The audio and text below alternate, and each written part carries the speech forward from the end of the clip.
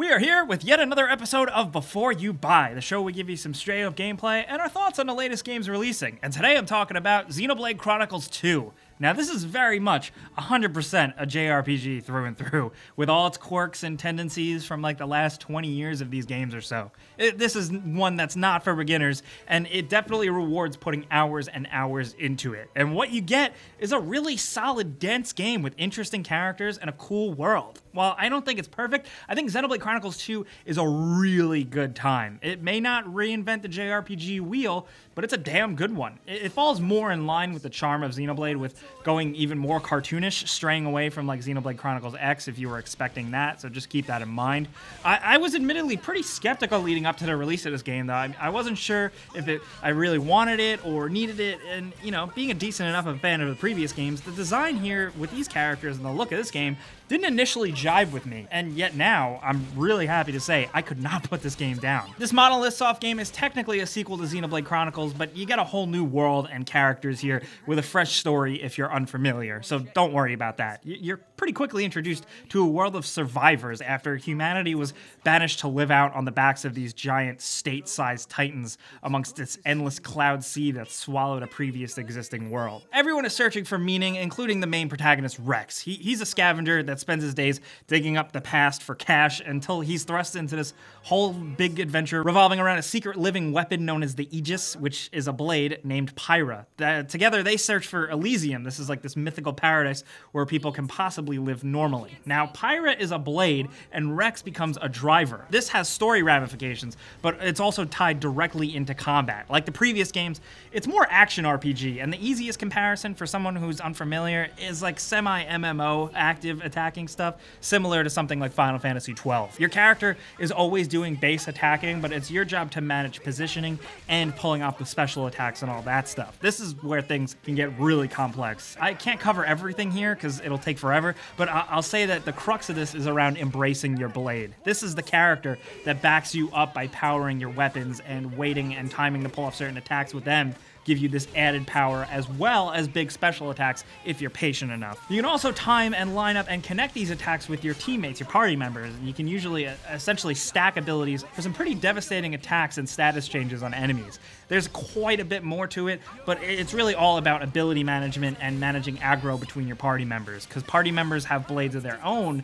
that back them up, and they can serve as different classes like tank and healer to help you out. You have plenty of blades to choose from besides the main one, Pyra, because you can grind and find items to unlock more of them. You don't encounter as many rare ones as you may like, but still, you can essentially collect them like Personas or Pokemon, and it's satisfying enough because you upgrade their weapons and give them different core chips or buffs and stuff, and generally you have a lot of control. There's enough customization of your blades and your characters and how they all work together that does a good job of always making you feel like you're working towards something. This is some good JRPG systems mostly. Finding stuff always matters, and the in-game economy works really well for always being reasonable enough to strive and save up to buy better auxiliary cores or chips, and with some of it involved in resource collecting makes it feel that much stronger. Now, the game does not spell out many things for you. I mean, it dumps a lot of it in text, but that's about it. In terms of finding some things, or the best way to maximize a character, it all takes experimenting and a little trial and error. The game is challenging, and if you get cocky, it'll wreck you on your ass. The mini-map doesn't help me very well at all either, and some combat elements I didn't really get a key grasp on until hours and hours into the game. Now, that's not really the strongest critique or really a criticism at all on my part, because a lot of people like a good challenge like that. I just think you should be aware. Because with all this, you're exploring massive open-ended worlds filled with layers, secrets to find, and lots of creatures to hunt and stuff like that. This is where Xenoblade games are at their best because they have an amazing sense of scale. Xenoblade Chronicles 2 is no slouch at all. There are giant fields, valleys, lakes, and plenty of other different types of towns and cities, chock full of side quests to take on and shops to spend money at and inns to sleep in and stuff like that. I'll say not many of the side quests kept me very interested just because they're typical JRPG stuff, but they didn't keep me very interested because I became intensely focused on the main quest because it's pretty damn interesting. But keep in mind, it's not a cakewalk. There are going to be times where you're going to need to stop and grind out your characters and develop them more. And the way the game works with inns, where the only time you can really cash in on your experience is when you sleep in an inn, that's when you can level up your characters. It makes it that much more satisfying because sometimes you can go a long time without sleeping at an inn, and then when you you finally do and cash in on all that XP, it feels that much more rewarding. Now, like I said, going into this, I wasn't sure, but the characters are pretty damn good. Rex and Pyra as the mains are incredibly interesting and manage to be cool as hell sometimes. I'm not even the biggest fan of their looks, but they are way cooler and way more heroic than they look, trust me. This is even with the English dub, which I'm not usually a fan of at all, but here, it's workable. If you do prefer the original Japanese with subtitles like I usually do, it's an option here. Now, while most of the side characters sound kind of annoying, I really don't mind Rex and Pyra at all, but again, that's just personal taste. The world and characters are interesting with some really exciting and long cutscenes that thankfully you can pause. But they kept me playing and grinding for hours and hours. It helps that it's portable on the Switch too. And the music is absolutely pretty incredible in a year of pretty strong video game scores. What is pretty awkward though is some of the mixing with the music often being way louder than the characters.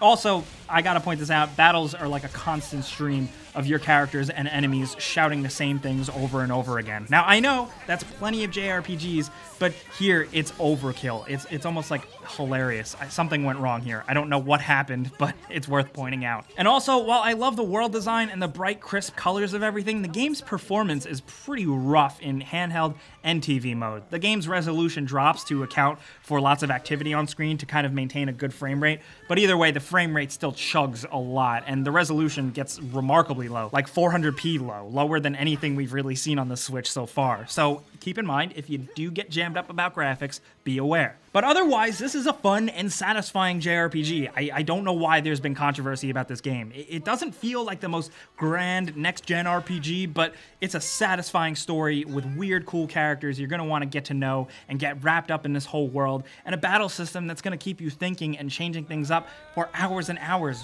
like well over 60 hours. If you want to Switch and you are a fan of intense RPGs or JRPGs, I say absolutely give Xenoblade Chronicles 2 a shot. But that's just me. That's how Before You Buy works. You know, pros, cons, and some personal opinion. But now I want to hear yours down in the comments. If you have been playing this game or you're a fan of the series, let me know what you think. People get very territorial over these games, and I absolutely understand it, but I'm very happy to say that I really like this one. So let me know what you are thinking on Xenoblade Chronicles 2. Let me know how you feel about the battle systems. I know I wasn't able to cover everything. I kind of had to gloss over most of it, but let me know what your favorite aspect is. And as you probably know, clicking the like button does help us out. It shows you that you want to know more about this game and more before you buys. And if you haven't subscribed yet, you should, because we put out stuff every single day. But as always, thanks for watching. We'll see you guys next time.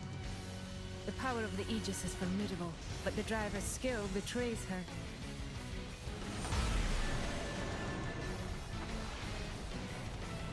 Stay vigilant, Morag. An unknown